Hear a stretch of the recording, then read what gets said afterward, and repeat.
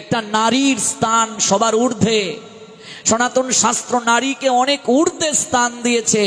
পুরুষকে সৃষ্টি করতে একদিন সময় নেওয়া হয়েছে, নারীকে সৃষ্টি করতে 7 দিন সময় নেওয়া হয়েছে। বুঝলে?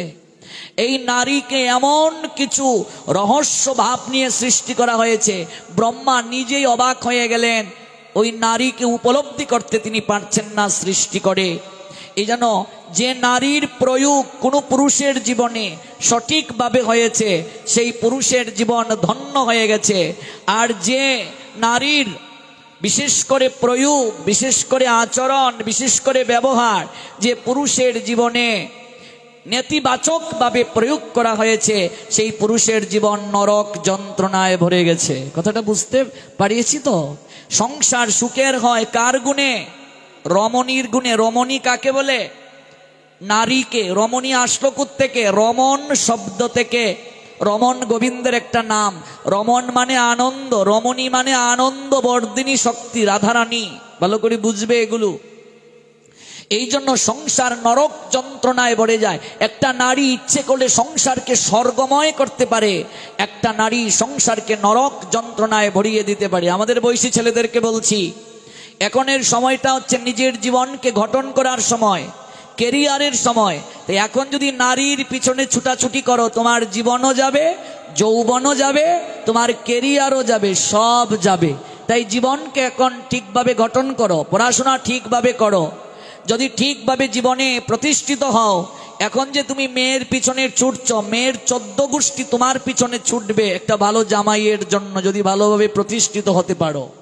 আজকাল অধিকাংশ ছেলেরা সেকা খেয়ে নিজের জীবনকে ব্যর্থ করে ফেলেছে। আমি এমনও দেখেছি বিষ খেয়ে ফেলেছে। আমার পাঠ শুনে পরবর্তীতে ভালো হয়েছিল। এবার হাসপাতালে নিয়ে যাওয়ার আগে গ্রামে বিষ খেয়েছে, গোবর গুলে খাইয়ে দিয়েছে, একটু বমি যেন হয়, কিছুটা বিষ যদি বের হয়। এবার হাসপাতালে নিয়ে ট্রিটমেন্ট করা হচ্ছে। তার বন্ধুকে সান্ত্বনা দিচ্ছে, বন্ধু তুই এই কি কার্যটা করলে? সোনালির জন্য বিষ খেলে। কোনো সোনালি থাকলে ক্ষমা করিও, তোমাকে বলছি না। এই ঘটনাটা আমি উত্থাপন করছি, এটা ভাগবতের বাহিরে নয়, কোনো একটা বিষয়কে বুঝানোর জন্য দৃষ্টান্ত দিচ্ছি, ভুল বুঝবেন না। বন্ধু তুই সোনালির জন্য এই কার্যটা করলে, সোনালি গেলে কি হয়েছে? তোর জন্য রূপালী নিয়ে আসবো। রূপালী গেলে মিতালি আছে, মিতালি গেলে কাকলি, কাকলি গেলে চৈতালি। অভাব আছে নাকি? তুই বিষ খাবে কেন? তার মা এসে বলছে, বাবা একটাবারও আমার কথা মনে হলো না, তুই বিষটা খেয়ে নিলে। হ্যাঁ, এবার কি আর করবে? ডাক্তারি ট্রিটমেন্টে কিছুটা ভালো হলো, মদ খেয়ে মাতাল হয়ে পড়ে থাকে। সৌভাগ্যক্রমে দেখা তার সঙ্গে আমার। এ বললাম, কি ব্যাপার, তুমি মদ খাও কেন? বলছে, প্রভু আপনি এগুলো বুঝবেন না, আপনি এই জগতের মানুষ না, যান যান যান। আমি বললাম, বলো না, একটু শুনি। বলছে, আপনি কি বুঝবেন এগুলো? বলছি, শুনি না। সোনালি আমার জীবন নষ্ট করে দিয়েছে। আমি বললাম, তাহলে তাই বলছি মদ খাবে? আচ্ছা মদ যে খাও, তুমি কি সোনালিকে ভুলে থাকতে পারো? কি আর কইতাম দুঃখের কথা প্রভু। মদ যতক্ষণ খাই মাতাল হয়ে থাকি, তখন মনে পড়ে না, নেশা কেটে গেলে আবার মনে পড়ে।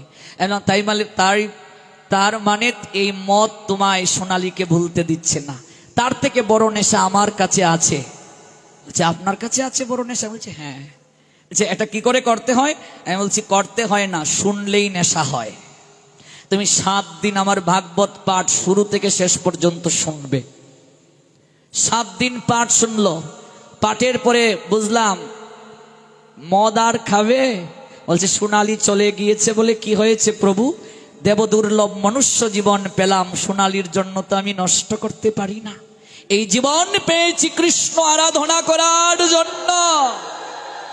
একটা সাধারণ স্বার্থপর মেয়ের জন্য জীবন আমি নষ্ট করে ফেলবো? কৃষ্ণ ভজিবার তরে সংসারে আসিয়া, কাহারে ভজয়ে মুরো কিসেরও লাগিয়া। ভাগবত কথা মানুষের জীবনকে পরিবর্তন করে দেয়। এর থেকে বড় নেশা পৃথিবীতে আর কিচ্ছু হতে পারে না। ভাগবতের নেশা, কৃষ্ণ কথার নেশা যদি বড় নেশা না হতো, তাহলে এতক্ষণ আপনারা বসে আছেন কেন? কই, আমার তো মনে হয় বাড়িতে এই সময়টায় কারো মন টিকে না, যাই একটু রাধা মাধবের মন্দিরে চলে যাই। হ্যাঁ, যদি নেশা না হতো। এটাই শ্রেষ্ঠ নেশা। জগাই বলে, শুন রে মাধাই ভাই, কাল শুনেছি ওই হরির নাম লাগলো বিষের নিয়ায়। মাধাই, কালকে যে নাম বিষের নিয়ায় মনে হয়েছিল, আজ কেন নাম মিঠা লাগে রে ভাই? কিন্তু আজ এই নাম এত মিষ্টি কেন লাগছে? এমন মধু মাখা হরি নাম কবু শুনি নাই। কৃষ্ণ কথা, কৃষ্ণ নামের মাঝে যে মধু আছে, পৃথিবীর আর কোথাও এত মধু নেই রে মা। এই জন্য মহাজন কেঁদে কেঁদে বলছেন, ওরে মন,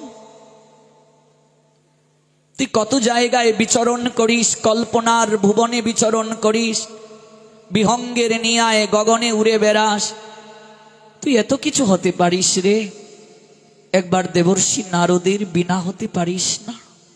মনকে বলছেন, তুই একবার নারদের বিনা হতে পারিস না? তাহলে তো ওই বিনা দ্বারা সতত তুই কৃষ্ণ নাম করতে পারতি। হগো মনে যদি বৈরাগী হইতো,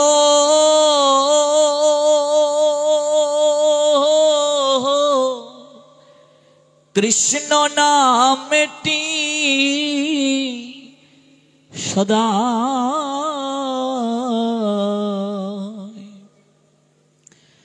সদায় লইত গো,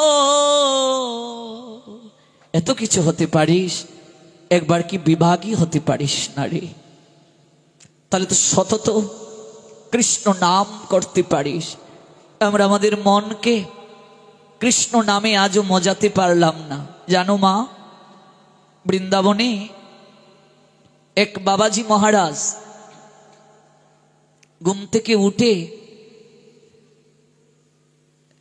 ঝাড়ু হাতে নিয়ে, যে ঝাড়ু দিয়ে ময়লা পরিষ্কার করা হয়, আঙ্গিনা ঝাড় দেয়া হয়, ওই ময়লাযুক্ত ঝাড়ুটা হাতে নিয়ে শরীরের মাঝে একটা একটা করে 108টি ঝাড়ু দিয়ে আঘাত করলেন, ঝাঁটার বাড়ি দিলেন।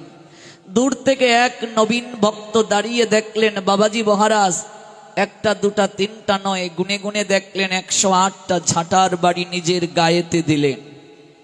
অবাক হয়ে গেলেন। ওই নবীন যুবক ভক্তটি এক পা দুপা করে এগিয়ে এলেন, এসে প্রণাম দিলেন। প্রণাম দিয়ে বলছেন, বাবাজি মহারাজ, অভয় দিলে একটি জিজ্ঞাসা ছিল।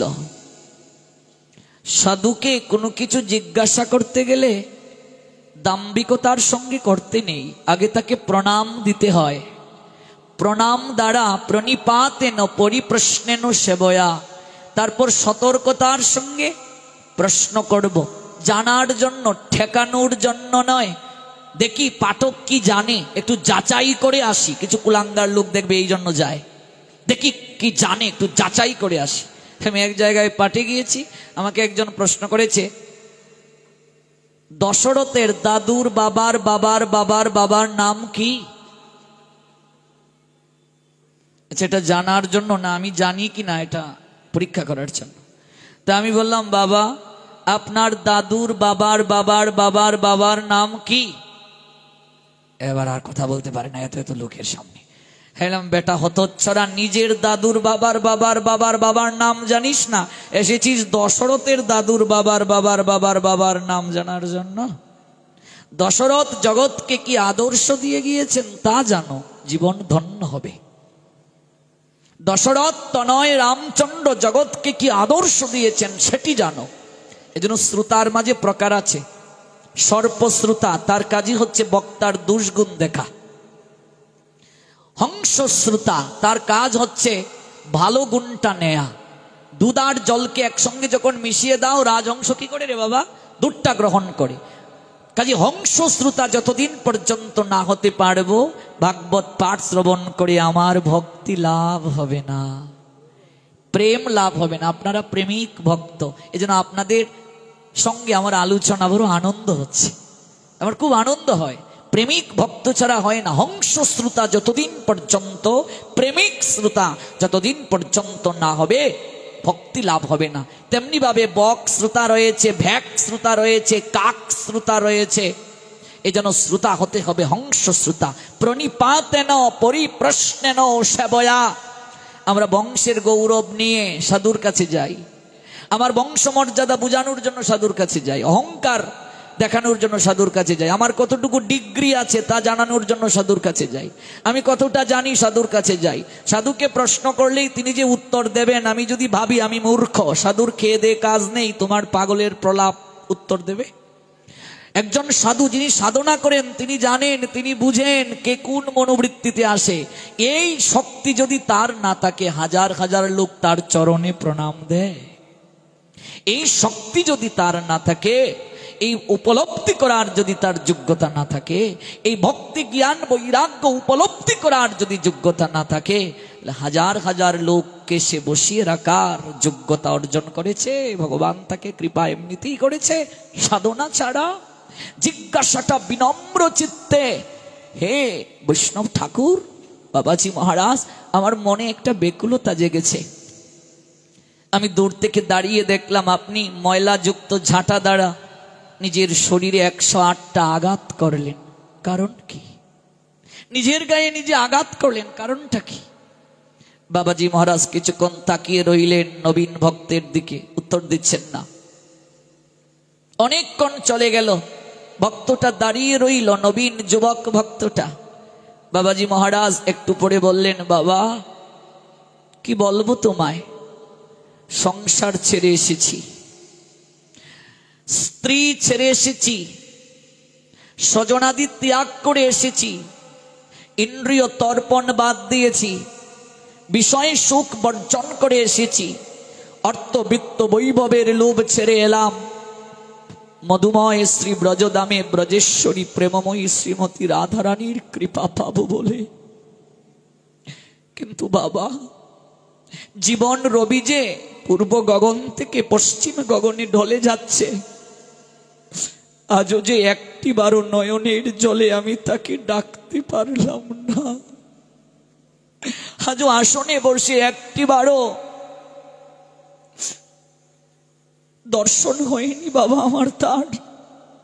এখনো এই মন বিষয়ের চিন্তা করে, তাই ঘুম থেকে উঠে ঝাঁটা দ্বারা নিজের মনকে শাসন করছি, ওরে আর কবে, আর রাধে শ্রী রাধে বলে তুই নয়নের জলে ভাসবে, আর কবে রাধিকা গোবিন্দ বলে উচ্চস্বরে কাঁদবে আর ভিজবে সকল অঙ্গ নয়নের জলে, আর কবে আর রাধে শ্রী রাধে বলে ব্রজের ধুলায় গোড়াগুড়ি দেবে রে।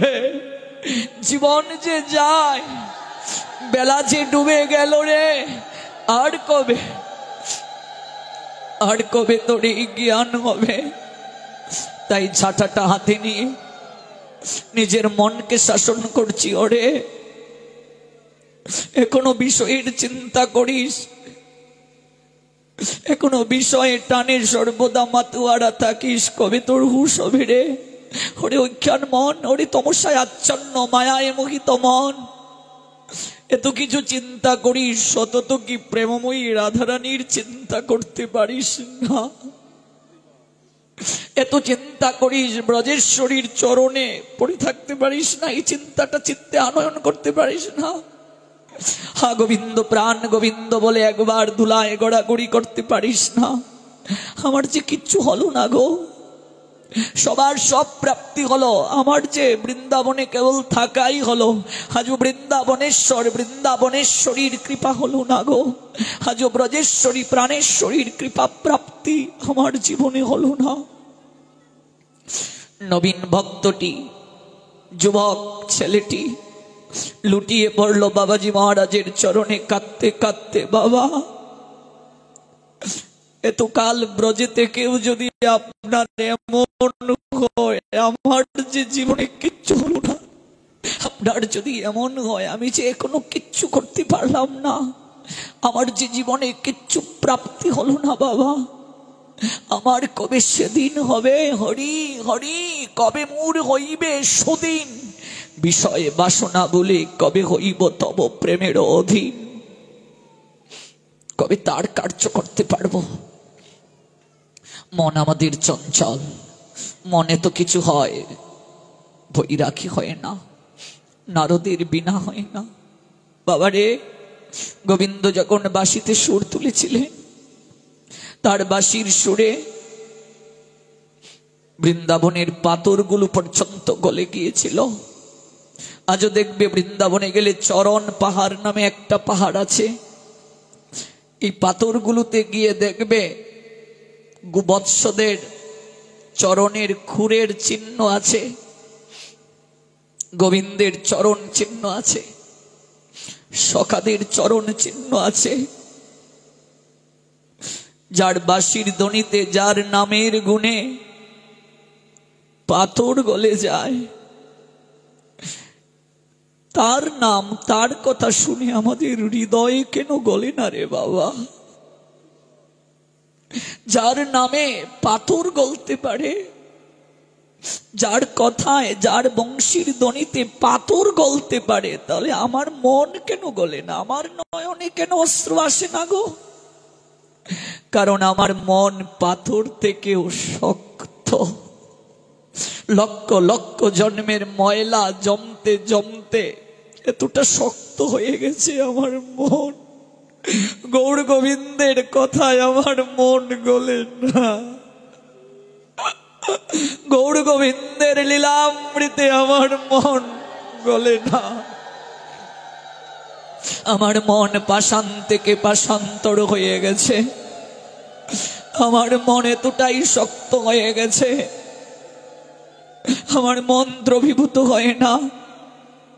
চৈতন্য চরিতামৃত বললেন, হেন কৃষ্ণ নাম যদি লয় বহুবার, বহুবার কৃষ্ণ নাম নিলে তবু যদি নয়নে অশ্রুধারা না আসে, পুলক ভাবনা আসে, কম্পন না আসে, অষ্টসাত্ত্বিক বিকারের 1, 2, 3, 4 কোনো একটা লক্ষণ যদি না আসে, শিহরণ যদি না আসে, বুঝতে হবে নামের মাঝে অপরাধ রয়েছে প্রচুর, আমার চিত্তে ময়লা রয়েছে, কৃষ্ণ নামের প্রেমের বীজ অঙ্কুরিত হয়নি।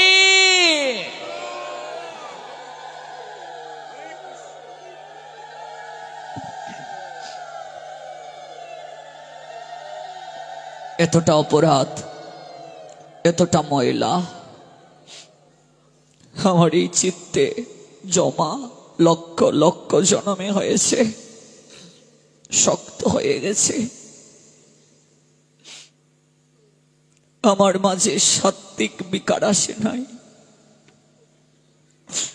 ভাব আসে নাই, প্রেম আসে নাই, সম্বন্ধ আসে নাই। মারে, সন্তান মারা গেলে মানুষ কাঁদে, ভালোবাসার মানুষ হারিয়ে মানুষ কাঁদে, স্বামীর মৃত্যুতে স্ত্রী কাঁদে, স্ত্রীর বিয়োগে স্বামী কাঁদে, কিন্তু কৃষ্ণ নামে ক্রন্দন কেন আসে না রে মা? তার কারণ কি জানো মা? আমি যাদের জন্য কাঁদছি তাদের সঙ্গে আমার সম্বন্ধ আছে, সম্বন্ধের কারণে তাদেরকে হারিয়ে আমি কাঁদি। গোবিন্দের সঙ্গে আমার সম্বন্ধ হয়নি, যার কারণে আজও যে তাকে পেলাম না, আজও যে তার নামে আমার ভাব এলো না, এই জন্য আমার নয়নে জল আসে না। সচিমা নিমাইকে বলেছিলেন, বাবা নিমাই, আমি যে তোর মুখের দিকে তাকিয়েই বেঁচেছিলাম রে, তুই আমায় ছেড়ে চলে গেলি শান্তিপুরে। বলেছিলেন মা সচি, আমার নিমাই বলেছিলেন, মা নিমাই বলে আর কেঁদো না, নিমাই নিমাই বলে যদি কাঁদো, নিমাই কোনোদিন তোমার কুলে আর ফিরে আসবে না। যদি কাঁদতে হয় আজ থেকে তুমি কৃষ্ণ কৃষ্ণ বলে কাঁদো, কৃষ্ণ বলে কাঁদলে তুমি অন্তিমে কৃষ্ণ পাবে মা। কৃষ্ণ বলে কাঁদলে কৃষ্ণ পাবে, অন্তিমে ভবের ঘাটে কান্ডারি হাতে বইটা নিয়ে কৃষ্ণ আসবে। কিন্তু তোমার পুত্র নিমাই জ্ঞান করে তুমি যদি কাঁদো, কোনদিন তুমি তাকে আর পাবে না। গৌরহরি জগৎকে শিক্ষা দিলেন, যদি কাঁদতে হয় কৃষ্ণ বলে কাঁদো। মহাজন বললেন, কাঁদলে গৌর বলে কাঁদো, নিতাই বলে কাঁদো, হা রাধে শ্রী রাধে বলে কাঁদো, হা বৈষ্ণব ঠাকুর, হা গুরুদেব আমার কিচ্ছু লাভ হলো না, আমার কিচ্ছু প্রাপ্তি হলো না, এই বলে কাঁদো, জীবন ধন্য হবে। উদ্ধব যখন বার্তা নিয়ে গেলেন মথুরা থেকে বৃন্দাবনে, নন্দ পিতা এতটাই কাঁদছেন, কাঁদতে কাঁদতে ভূমিতে লুটিয়ে পড়লেন।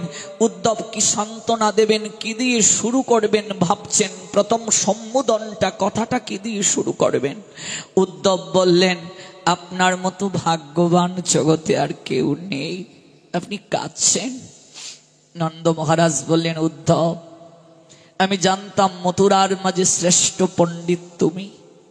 আজ তোমার কথার দ্বারা বুঝলাম তোমার মতো মূর্খ জগতে আর কেউ নাই। তুমি আমাকে ভাগ্যবান বাবা বলছো,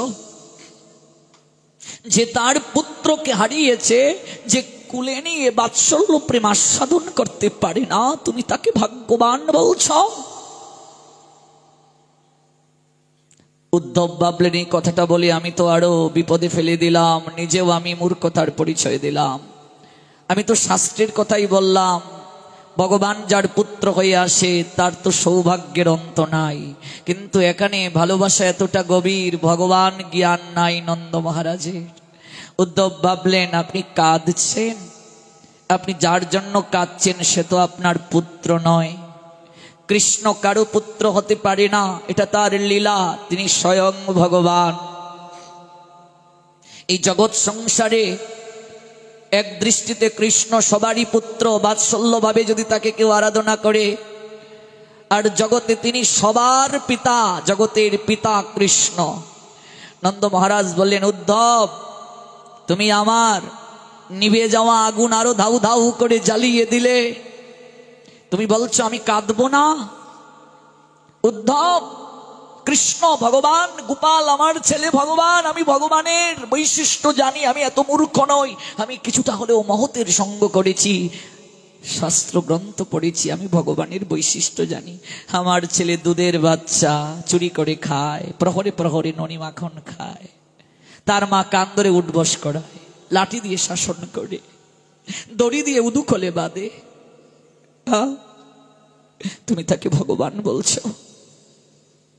মেনে নিলাম গোপাল ভগবান, কৃষ্ণ ভগবান। তুমি আমাকে দ্বিতীয় কথাটা বললে, আমি তার জন্য কাঁদবো না। উদ্ধব, তুমি তো আমার কান্না আরো বাড়িয়ে দিলে। কৃষ্ণ যদি ভগবান হয়, আমি এতদিন আমি আমার পুত্রকে হারিয়ে কেঁদেছি।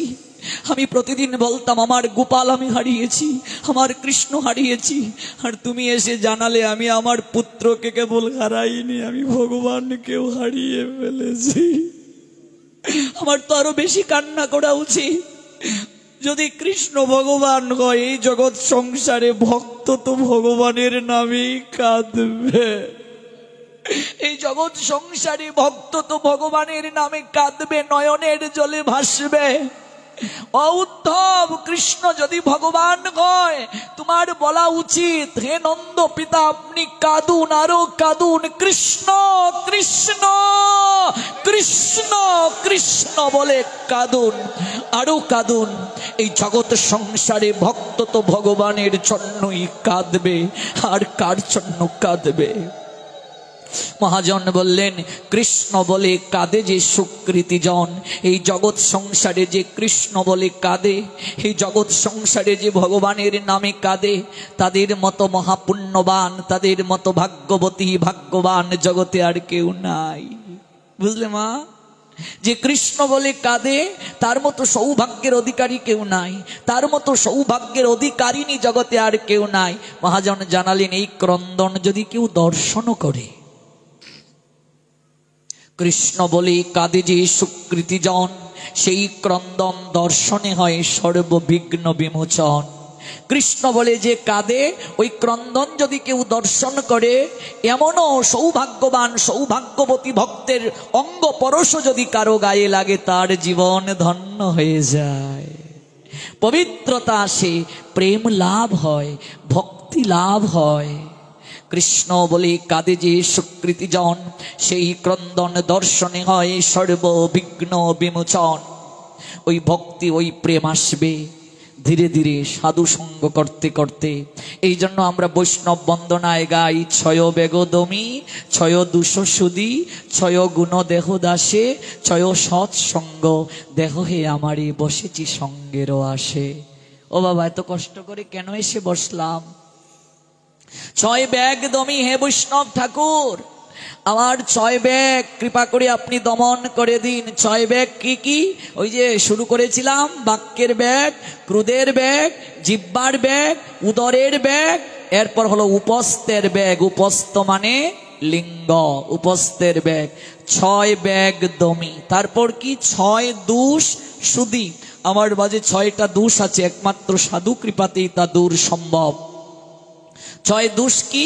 অতিরিক্ত আহার, জড় বিষয়ে প্রয়াস, প্রজল্প, অসৎ নিয়মাগ্রহ, অসৎ জনসঙ্গ আর চঞ্চলতা।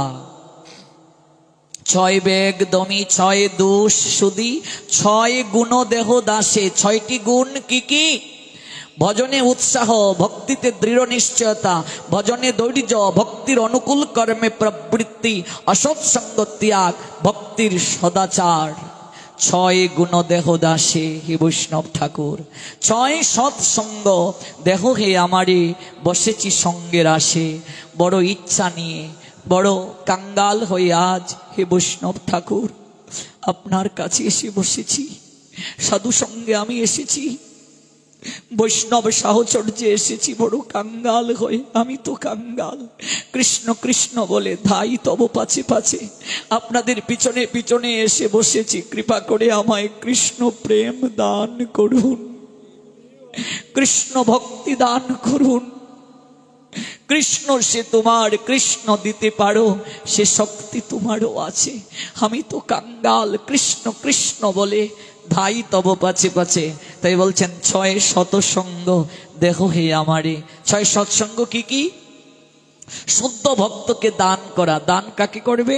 আচরণশীল শুদ্ধ ভক্তকে। এই জন্য বলা হয় সৎ পাত্রে দান করো।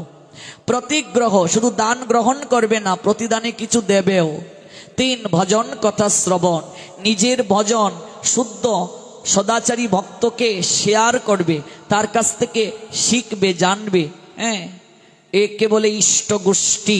কৃষ্ণ কথা আলাপন, ভজন কথা আলাপন করো, মহাপ্রসাদ গ্রহণ, আর হলো ভোজন দান, মহাপ্রসাদ গ্রহণ।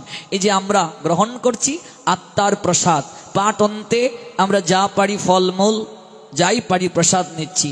তারপরে একদিন আপনারা মহোৎসব করবেন, মানে ভগবানকে ভোগ নিবেদন করবেন। একদিন হলেও তো আপনি মহোৎসব করতেই হবে, এটাই তো নিয়ম। পারেন না একদিন অন্য ভোগ দিয়ে ভগবানকে নিবেদন করে প্রসাদ দেবেন, প্রত্যেক দিন যাই পারেন দিচ্ছেন। হ্যাঁ, এটি কি? ভোজন দান। ভোজন দান, শুধু ভোজন করবে না, দান করবে। কেউ যদি ভাগবতের উদ্দেশ্যে দান করে, সঙ্গে সঙ্গে তার জন্য কি হয়? এই যে যিনি এই অপ্রাকৃত রাধা মাধবের সেবার জন্য ভূমি দান করলেন, জমিদারের কন্যা, তাই তো? নাম কি উনার? বীণা দেবী চৌধুরানী। এই যে দান করলেন, শাস্ত্র বললেন কেউ যদি ভগবানের জন্য জায়গা দেয়, ভগবানকে প্রতিষ্ঠিত করে, ভগবানের সেবার জন্য ভূমি দান করে, ভগবান তার জন্য বৈকুণ্ঠে জায়গার ব্যবস্থা করে রাখেন, ভূমির ব্যবস্থা করে রাখেন। জগতে কত কুলাঙ্গার আছে, স্বার্থ আছে, ভগবানের মন্দির দখল করতে চায়, ভগবানের জায়গা দখল করতে চায়, ভগবানের জায়গা পর্যন্ত বিক্রি করতে চায়। ওরা হলো অসুর, ওরা হলো অসুর ভাবাপন্ন। আপনি দান যখন করবেন, ভগবান আপনাকে প্রতিগ্রহ দেবেন, প্রতিদান দেবেন। চৈতন্য চরিতামৃতে একটা পয়ার আছে, কৃষ্ণের প্রতিজ্ঞা এক আছে পূর্ব হইতে, যেই জয়ীছে কৃষ্ণ তারে বজে তৈছে।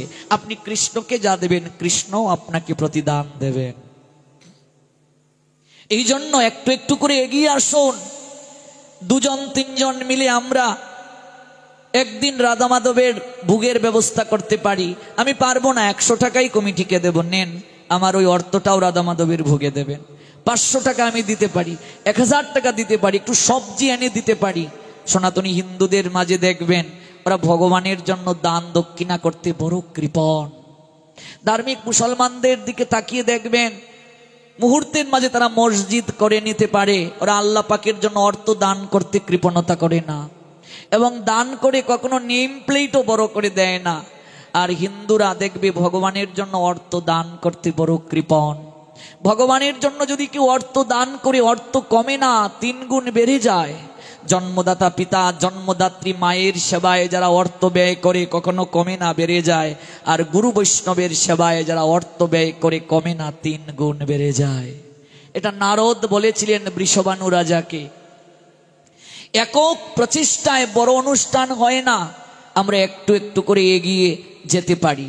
এই ভাগবত অনুষ্ঠানের পশ্চাতে যে কায়িক শ্রম দিচ্ছে, মানসিক শ্রম দিচ্ছে, যে চট পেতে দেবে, চট তুলবে, ঝাড়ু দেবে আঙ্গিনা, মনে রাখবে, একটু জলের ব্যবস্থা করবে, একটু বাল্যভোগ সেবাই আমার সামর্থ্য হয় আমি দেব, আমার অন্য ব্যঞ্জনাদি দেওয়ার সামর্থ্য নাই, আমি একটু বাল্য ভোগের জন্যই ব্যবস্থা করে দেব। যে যাই করবে ভগবান তার জন্য বৈকুণ্ঠ গতি দান করে দেবেন। শ্রীবাসের ঘরে কাজের মেয়ে, পঞ্চতত্ত্বের অন্যতম শ্রীবাস। এই যে শ্রীবাস, এই শ্রীবাসের আবির্ভাব স্থান আমাদের সিলেটে, দর্শন করতে যাবেন। পঞ্চতত্ত্বের অন্যতম শ্রীবাস, ওনার আবির্ভাব স্থান আমাদের শ্রীহট্টে, আমাদের সিলেটে। এই শ্রীবাসের ঘরের একটা কাজের মেয়ে ছিল যার নাম দুঃখী। যখন কীর্তন সমাপন হলো, প্রভু সবাইকে কৃপা করে বিদায় দিচ্ছেন, অন্তরটা কেঁদে যাচ্ছে প্রভুর, শ্রীবাসেরও নয়ন জলে বক্ষ বেসে যাচ্ছে। দুঃখী কাজের মেয়েটা, দাসীটা দূর থেকে এসে প্রণাম দিয়ে মহাপ্রভুকে বলছে কেঁদে কেঁদে, গৌর হরি, সবাইকে সব দিলে, আমার মতো কাঙ্গালিনী জগতে আর কেউ নেই। শৈশবে মা মরেছে, বাবা মরেছে, এতিম আমি। সৌভাগ্যক্রমে শ্রীবাসের মতো পরম বৈষ্ণবের গৃহে আমি চাকরানী হয়েছিলাম, যার কারণে প্রতিদিন আমি মহাপ্রসাদ গ্রহণের সুযোগ পেয়েছি, তোমার সাহচর্য পেয়েছি। আমি জানি, আর কেউ জানুক না জানুক, আমি জানি তুমি নবদ্বীপ চন্দ্র শুধু গৌর হরি নয়, আমি জানি তুমি ভব নদীর ঘাটের কান্ডারি। আমি উপলব্ধি করতে পেরেছি তুমি শুধু নদিয়া বিহারী নয়, তুমি শুধু শচীর দুলাল নিমাই নয়, তুমি কেবল জগন্নাথ মিশ্রের নন্দন বিশ্বম্বর নয়। আমি জানি তুমি ভবের ঘাটের মাঝি। ও গৌর হরি, ও প্রভু, সবাইকে তুমি সব দিলে, আমাকে কিছু দেবে না? শাড়ির আঁচলটা পেতে শ্রীবাসের ঘরের দাসী কাঙ্গালিনী দুঃখিনী হাস ভিক্ষা চাইছে, আমায় কিছু দেবে না? গৌর হরি বললেন, দুঃখী, তুমি প্রতিদিন সুরধনী গঙ্গা থেকে মাটির কলসি ভরে জল এনেছো সাধু সেবা করানোর জন্য। মনে রাখবে মা, ভাগবত আসরে খালি হাতে আসতে নেই, গুরু পাঠে খালি হাতে যেতে নেই, মন্দিরে খালি হাতে যেতে নেই। তোমার সামর্থ্য নাই, একটা তুলসী হলেও ভাগবতের জন্য নিয়ে আসো, খালি হাতে ভাগবতে যেতে নেই। সামর্থ্য আছে, একটা ফল, একটা আপেল তো আমি নিয়ে আসতেই পারি না, একটা কলা নিয়ে আসবো, একটা বড়ই নিয়ে আসবো, পারি না, একটা ফুল নিয়ে আসবো, কিচ্ছু নাই, একটা তুলসী পত্র নিয়ে যাব, খালি হাতে আসতে নেই। ভাগবতের জন্য একটা মালা নিয়ে আসতে পারি, হ্যাঁ, কত ফুল নিজের প্রেমিকাকে দেই, একটা ফুল রাধারানীর জন্য আনতে পারি না, একটা সুন্দর করে মালা ভাগবতের জন্য আনতে পারি না। এটা দুর্ভাগ্য আমার জীবনে। এতটা কৃপণ মনোগত দিক থেকে আমি কি করে হলাম? আমি পারি না, আমি গোবিন্দের জন্য একটা শশা নিয়ে যাব। হে মাধব, এটা তোমার জন্য, হ্যাঁ, আমার যা সামর্থ্য। মনে রাখবে, দক্ষিণাবিহীন কিচ্ছু হয় না। ভাগবত শ্রবণও দক্ষিণাবিহীন নিষ্ফল। এই জন্য পাঠ অন্তে আমরা দক্ষিণা দিয়ে যাই। দক্ষিণা যে কেবল অর্থ হবে তা নয়, তোমার সামর্থ্য আছে অর্থ দিচ্ছ, সামর্থ্য নাই একটা তুলসী পত্র, একটা পুষ্প, তা না হলে কিচ্ছু নাই, নয়নের জল হলেও দক্ষিণা দিয়ে যেতে হবে। মন্ত্র ব্যতীত, ক্রিয়া ব্যতীত যে যজ্ঞ, এখানে যদি কোনো পুরোহিত ঠাকুর আমাদের শ্রদ্ধাস্পদ ব্রাহ্মণেরা থাকেন, তারা এটা ভালো জানেন। মন্ত্রহীন, ক্রিয়াহীন ভাবে যে যজ্ঞ, সেই যজ্ঞ কি যজ্ঞ? তামসিক যজ্ঞ। গীতা বলছেন নিষ্ফল। এই জন্য একটা পুষ্পের মালা হলেও নিয়ে আসবে ভাগবতের জন্য, 2-3টা তুলসী হলেও নিয়ে আসবে চন্দন চর্চিত করে ভাগবতের জন্য। যাই পারো দাও। সুরধনী গঙ্গা থেকে দুঃখী কি করেছে? কলসি ভরে জল এনেছে। তুমি যাবে, যাওয়ার আগে একটা চটটা তুলে দিয়ে যাও, এটাও তো সেবা, শ্রেষ্ঠ সেবা। মারে মনে রাখবে, এই জায়গায় যত করবে তত নিজে পাবে।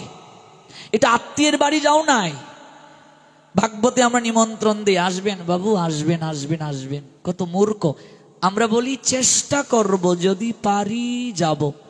কার স্বার্থে যাব আমি ভাগবতে? ও বাবা, আমরা যে এসেছি কার স্বার্থে? নিজেদের স্বার্থে নয়। আমি ভাগবতে যাব আমার স্বার্থে, আমি গিয়ে বসবো, আমার কৃপা হবে।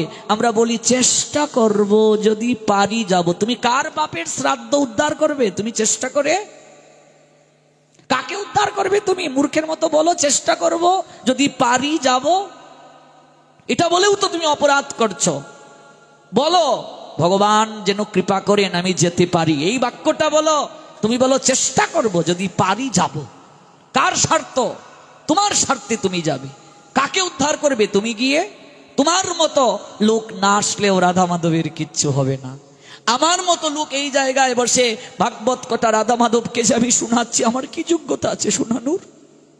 তার কত কত কত প্রেমিক ভক্ত পড়ে আছে তাকে কথা শ্রবণ করানোর জন্য। আমার কি সামর্থ্য আছে? আমি মাঝে মাঝে ভাবি, ভগবান আমায় কি দিয়েছেন? আমি তো তাকে কিচ্ছু দিতে পারিনি।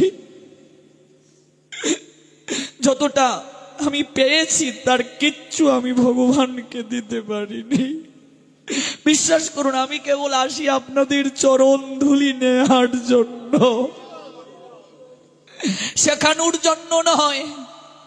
জন্মে জন্মে যেন সাধু সঙ্গে থাকতে পারি বাবা। সাধু সঙ্গে থাকা মানে ভগবানের সঙ্গে থাকা। আমার মতো লোক তাকে কি শোনাবে কথা? কত সাধক পড়ে রয়েছে তাকে কথা শোনানোর জন্য, কত শ্রোতা রয়েছে তার কথা শোনার জন্য। আমি যাব উদ্ধার করতে? এরকম বাক্য আমরা বলবো না। আমরা জেনেছি ভাগবত হবে, বিনয় সহকারে বলবো, আশীর্বাদ করবেন যেন যেতে পারি। 4 দিনের মাঝে যেতে পারিনি, আমি কত দুর্ভাগা। ভাগবতে যেতে পারিনি, একটু গড়াগড়ি দিতে পারিনি, একটু কৃষ্ণ প্রসাদ গ্রহণ করতে পারিনি। আমি যেন বাকি 3টা দিন যেতে পারি, এই আশীর্বাদ আমায় করুন, কৃপা করুন। চেষ্টা করবো, এই শব্দ বলবে না, এই বাক্য বলবে না, অপরাধ হবে, ভগবান আরো কষ্ট পাবেন। ওরে এই জগৎ সংসারে তোকে পাঠিয়েছি তো আমার গুণগান করার জন্য, আর তুই বলিস চেষ্টা করব। এই বাক্য বলবো না। কি চেষ্টা করবে? ভগবান কৃপা না করলে জগতে কেউ কিচ্ছু করতে পারে না। গাছের একটা পাতাও নড়ে না ভগবানের ইশারা ছাড়া। গুরু বৈষ্ণবের কৃপা না হলে কিচ্ছু লাভ হয় না। দুঃখিনী জল নিয়ে এসেছেন মাটির কলসি ভরে প্রতিদিন সাধু সেবার জন্য। আজ আঁচল পেতে দুঃখী দাঁড়িয়েছে গৌরাঙ্গ সুন্দরের পাশে। প্রভু সবাইকে সব দিয়ে গেলে আমায় কিচ্ছু দিয়ে যাবে না? আমি যে ভিখারিনী, আমার যে কেউ নাই। গৌরহরি বললেন, দুঃখী কে বলছে তোমার নাম দুঃখী? জগতে যার কৃষ্ণ প্রেম লাভ হয়েছে তার জীবনে আবার দুঃখ কিসের? যে কৃষ্ণ বলে কাঁদতে পারে, কৃষ্ণ সেবা করতে পারে, কৃষ্ণের সংসার করতে পারে, সে দুঃখী নয়। তার মতো পরম সুখী জগতে আর কেউ নেই। হে দুঃখী, আজ থেকে তোমার নাম সুখী। আমি তোমাকে সুখী নাম দিয়ে গেলাম। তোমার আবার দুঃখ কিসের? তুমি সেবা করেছ, সাধু সেবা। প্রতিদিন তুমি শ্রীবাসঙ্গন ঝাড় দিয়েছ, ধুলিকণা অঙ্গে মেখেছ। তোমার জীবনে আবার দুঃখ কিসের? শ্রীবাসীর মতো পরম বৈষ্ণবের গৃহে তুমি সেবায় তৎপর হয়েছ, সেবা করেছ। শ্রীবাসীর মতো সাধুর তুমি সেবা করেছ। তোমার জীবনে আবার দুঃখ কিসের? ও দুঃখী, আর কি চাও তুমি? তুমি তো আজ দুঃখী নও, তুমি তো আজ থেকে সুখী। বলো তুমি কি চাও? দুঃখী কেঁদে কেঁদে বলল, গৌরহরি সে তো তোমারই কৃপা, কথা দিয়ে যাও।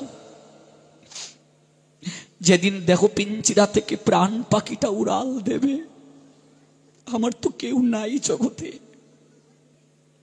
যেদিন ভবের ঘাটে গিয়ে দাঁড়াবে, আমি যেন সেই দিন তোমার হাতে বইটা দেখতে পাই। গৌর প্রেমানন্দে আমি যেন তোমার হাতে সেই দিন বইটা দেখতে পাই। তুমি বইটা হাতে নিয়ে চরণ তরি আমাকে দিও। ওই তরিতে তুমি আমায় আরোহণ করিয়ে দিয়ে জনমের তরে আসা যাওয়ার দুঃখ নিবৃত্তি করিয়ে দিও প্রভু গো। আমি সেই দিন পরম সুখী হব যেই দিন সংসারের আসা যাওয়া আমার বারণ হবে। মৃত্যুময় সংসার চক্র থেকে আমি যেদিন বের হয়ে আসতে পারবো, মৃত্যুময় কূপ থেকে যেদিন আমি বের হয়ে আসতে পারবো, সেদিনই আমি পরম সুখী হব। যারা এই মন্দিরের সঙ্গে দায়িত্বে আছেন, যারা কমিটি, আপনারা অনেক সৌভাগ্যবান। কমিটি মানে সেবক। ভাবতে হবে কমিটিকে যে এত লোক থাকতে রাধা মাধব আমাকে কেন দায়িত্ব দিলেন, তার মানে আমার দ্বারা তার সেবা হয়তো সম্ভব বলে আমায় দিয়েছেন। আমার দ্বারা হয়তো রাধা মাধব বিশেষ কোনো কার্য করাতে চান। কাজে কমিটি কেবল কাগজপত্রে যেন আমরা না থাকি, সেবক যেন কাগজপত্রে না থাকি, আমরা যেন শ্রীবাসীর মতো সেবক হতে পারি, সেবায় ব্রতী হতে পারি, জীবন ধন্য হয়ে যাবে। আগামীকাল শোনাবো যারা কমিটি সেবক তারা শ্রীবাসের মতো 3টা বর পাবে।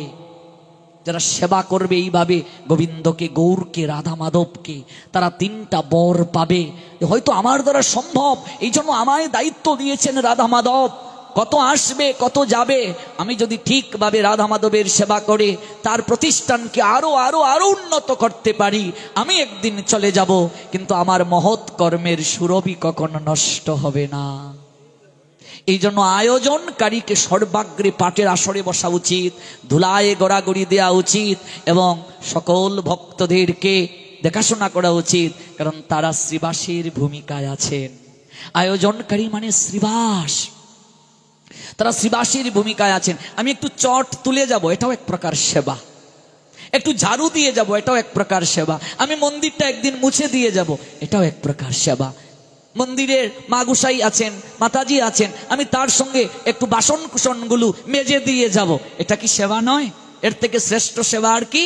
বাসন কুসনটা আমি একটু মেজে দিয়ে যাব, আমি একটু সবজি আমানি করে দিয়ে যাব, আমার গাছের প্রথম সবজি আমি রাধা মাধবের জন্য নিয়ে যাব, আমার গাছের প্রথম ফলটা আমি রাধা মাধবের জন্য নিয়ে আসব।